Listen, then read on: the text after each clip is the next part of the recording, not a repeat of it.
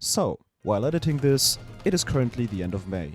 Solo Leveling has won Anime of the Year and Season 2 has already aired. Since Solo Leveling is one of my favorite pieces of media out there, I've read the manhwa like 5 times, I've decided that I had to do something about it. Which is why in this video I'm going to sculpt the iconic smiling statue. And without further ado, let's jump right into it. Now, in the anime, the statue has white eyes. In the manhwa, however, it's first white and later on red. And me being how I am, I had to replicate this. And for that, I had to think of a little electronical circuit that I would fit inside the bust, so that I would be able to switch between 2 different light-up eyes. Enough said, let's get into it. Now, the battery compartment that I am using has 3 ends, 2 positives and 1 negative. This was perfect for what I needed to do. I first connected some wires to the red and white LED individually and moved on to add some switches. 1 switch for the white LED and 1 switch for the red LED. Since the battery has 1 negative end, I had to split it in 2 and connected it to the other end of the LED wire.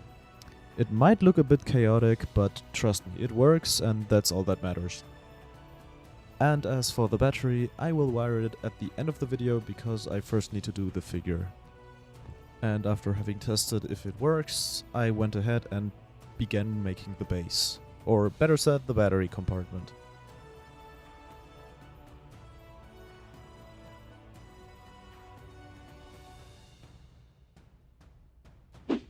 Since the battery compartment is at the bottom of the bust, I wanted to make a removable cover for the floor, so that the battery wouldn't fall off. For that, I glued on a few layers of paper together with super glue. Once hardened, it becomes as hard as plastic. After gluing, I cut it into a round shape to mark the outline of the bust's pedestal. I used my X-Acto knife and some carving tools to cut out the piece that would serve as the lid.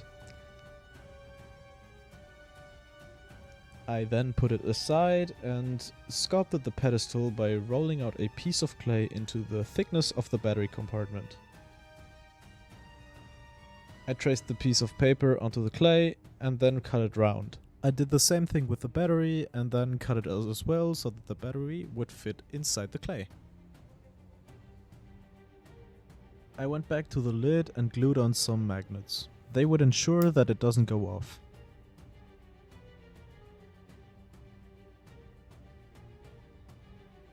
I also drilled in a few holes into this piece of clay so that I could fit the other end of the magnets inside.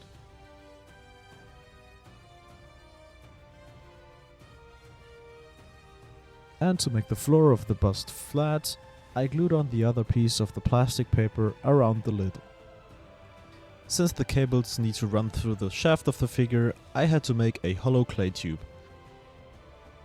For that, I rolled some clay out and wrapped it around a wooden stick and smoothened the edges together. I then made some cuts for the tube to be 2.5 centimeters long. After that, I used my lighter to harden it and slid it off the stick. Once baked, I drilled in a square to be able to fit in the switches of the LEDs.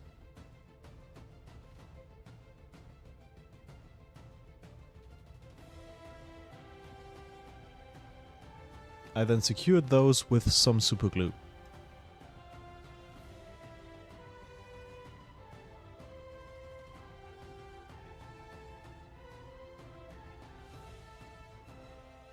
To connect the shaft with the battery compartment, I added a flat piece of clay with yet another hole to the other side of the battery floor. That hole is for the cable sticking out of the shaft. I glued that one on using super glue yet again. With hot glue, I then secured in the LED cables in place and further hardened the shaft. I also wrapped some clay around the cables for protection and also wrapped some more around the connection point between the base and the shaft. That way the connection piece isn't only held together by a thin piece of clay and some super glue. That clay was then smoothened out and I also gave it an angle.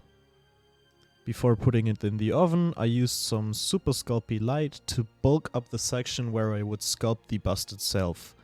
While I put it in the oven, I needed to make a shell for the LEDs. For that, I used transparent Fimo clay and wrapped it around a wooden ball, which I then baked as well. To remove it from the wooden ball, I had to cut it in half and then glued it back together.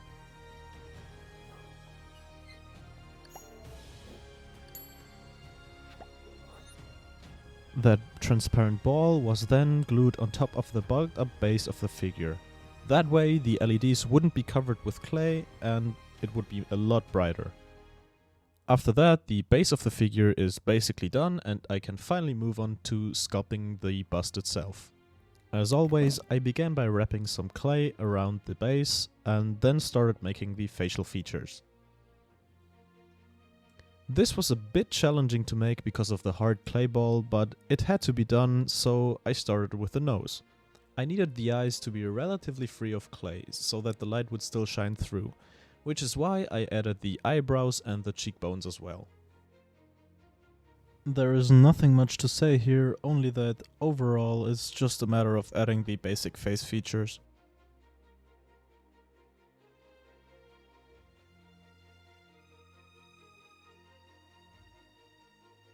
Right now, this is just a basic rough sketch of the head, so that I later on could add the details better. The same thing goes for the mouth. I added the basic shape of the smile and then played around with it until it looked good. Once the basic shape of the smile was done, I added some small clay noodles to make the wrinkles of the smile. I wanted to make the smile as close and as accurate as I could, so I had to use some very thin tools to press in the individual lines of the smile. Or better said, the skin wrinkles. With the same tool I also pressed in the holes of the nose. And now that the basic face shape is kind of refined, I went ahead and did the eyes. For that I dug out a little bit of clay and put some transparent Fimo clay in its stead. I followed that up by adding some eyelids with some thin clay noodles and smoothened them out to make them look more natural. Until this point, everything was going well. Until... Ignore the mess, but I had to remove the face. I wasn't satisfied with it, and the transparent ball that I was using was a bit too big. So, yeah, I have to figure out how I redo this. And figure out I did. Now, because the transparent clay ball inside of the figure was a little bit too big, I had to redo everything that you've seen up until this point, only to make the clay ball a little bit smaller. So right now, I'm at a point where I am satisfied with the face and I can finally move on. Remaking this figure has taken me quite a long time, which is why it has taken me so long to make this. It was an enormous pain in the ass, but it had to be done, otherwise it would not have worked. But then yet another thing hit me. As if having to remake the entire face again wasn't enough, I noticed that the lights inside weren't as bright as I wanted them to be. So I had to remove the face, yet again, only this time leave it intact, and with the help of a Dremel remove some clay from the inside of the head, until I was satisfied with how bright the LEDs would be.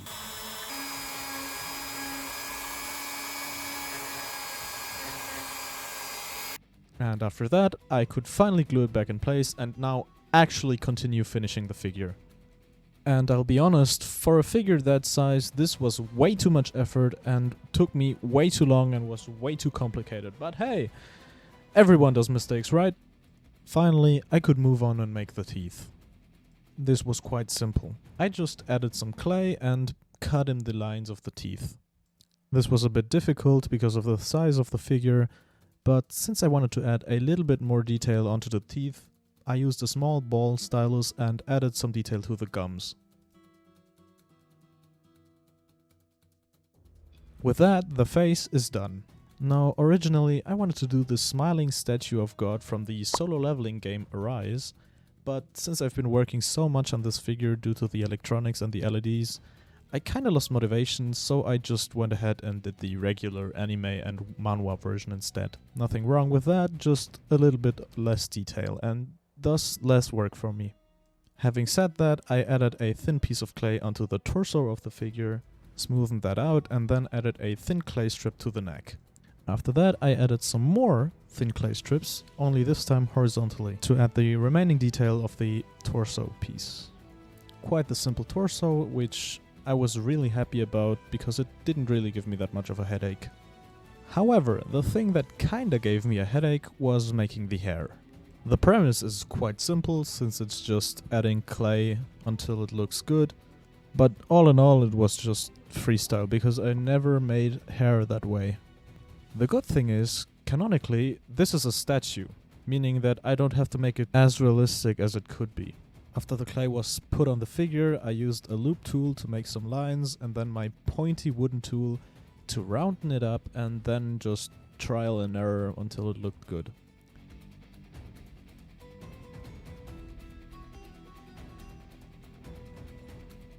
Once the hair was done, I set it aside and went ahead to make the crown. For that, I cut the rolled out piece of clay into the 4 different sides of the crown. And since these thin clay pieces needed to stand up straight, I laid them on top of a acrylic rod and torched them. I could have also baked them, but that would have taken more time than just torching them. After these pieces were hardened, I glued them on top of the head of the figure. I also secured them with some more Super Sculpey lightweight. And since I didn't want the white lightweight Sculpey to stick out of the top of the crown, I added another piece of grey clay on top of it.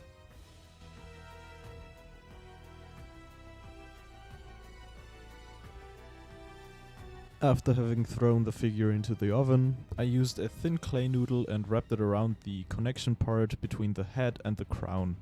I also added a little piece of clay to the forehead section of the crown and gave it a pyramid shape. And I also gave the thin clay noodle that I wrapped around the crown an edge. As for the final detail of the crown, I used a thin clay strip and placed them on the sides of the face. I have no clue what these things are called, but you get the idea. Now, the only thing that is missing is the floaty, pointy donut that surrounds the crown. To make those pointy bits, I used some wires and glued them into a T shape.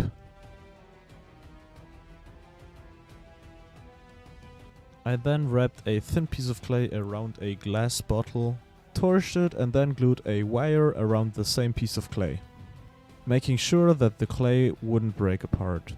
I then grabbed the T-wires and glued them on the sides of the clay circle. I also glued 2 more wires on the inside of the circle so that I could connect it to the back of the head of the figure. Now it was just a matter of covering the entire thing with clay. For that, I first used Cosclay because it sticks better to thin wires.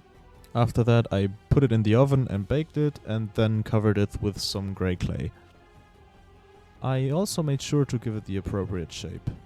But since this wasn't really easy, I would refine the details later.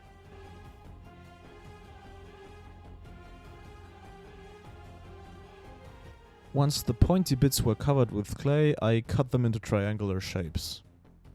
And after that, I used a file and smoothened out the edges to make the details appear better.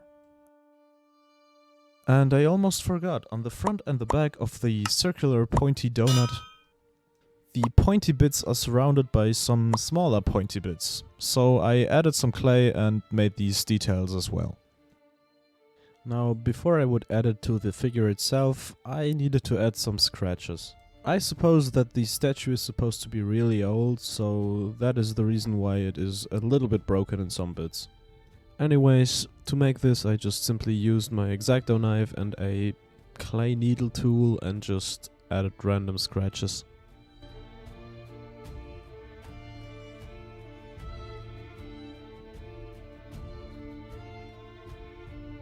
Now, to attach the floating donut, I simply poked 2 holes in the back of the head of the figure.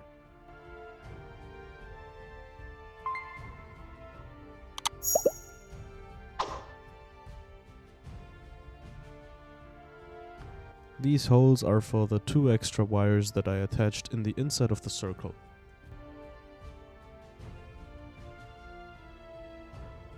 And the final step to make the eyes light up was just to simply attach the battery holder. This was a little bit of a struggle because I didn't really have much room for the cables, but somehow I managed. It was quite simple, just attach the positives to the positives and the negative to the negative.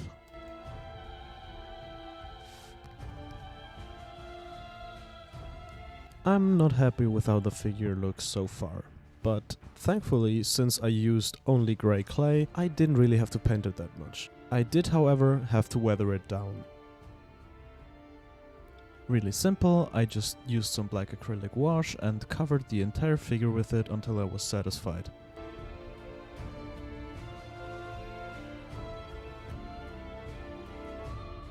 To give it a little bit of contrast, I also used some grey acrylic wash. After I was happy with the weathering, I also dry brushed a little bit of white. And the same thing goes, of course, for the round floaty donut. After that, I painted the inside of the mouth black.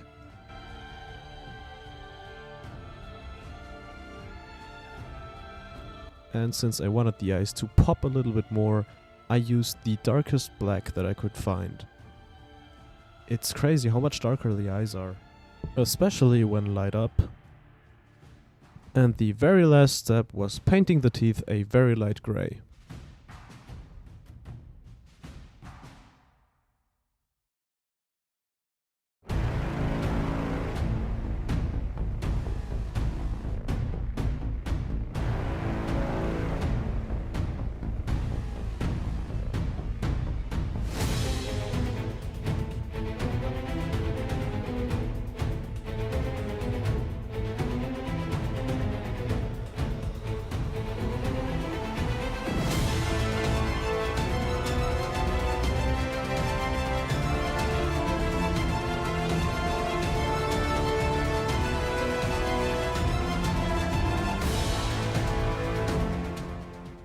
And with that, the figure is finally done. I am really happy with how it turned out. Recreating the smile was a bit of a challenge, but I really think I nailed it. Also, I am really glad that I made the entire figure out of grey clay. That way the stone would look a little bit more natural, and the eyes are most definitely the highlight of the entire figure. Sadly, the white doesn't pop as much as the red does, but in my opinion, the red does look a lot better, especially in the darkness.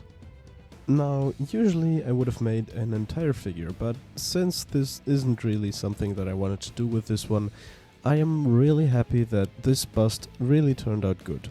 I've never done only the torso of the figure, but I might do it again, since it's less work. And yeah, overall I'm just really satisfied with how it turned out. Anyway, this is the end of the video. I really hope you enjoyed it. If you did, please like, share, comment and subscribe to the channel. That would really help me out a lot. If you want to see more of what I'm doing, I would suggest you check out my channel, as I did a lot of other sculptures as well. I'm really sure that you would quite like them, so yeah, go ahead and do that. I don't know what my next video will be, since I have gotten a little bit sick of editing the entire time. I still have 2 solo leveling things that I do need to edit, but maybe I'll keep it for the future when Solo Leveling Season 3 releases. I'll have to see about that. And also, the anime season for the summer looks really stacked, so I'm thinking that I might make something from there. If you have an idea, you can comment that down below. If you want to be able to keep up with what I'm doing, please follow my Instagram. I post regular updates there on my story, and it's just the best way to keep informed with what I'm up to, especially since I can take a lot of time in editing. Well, I think that's it, and see you guys next time. Bye bye.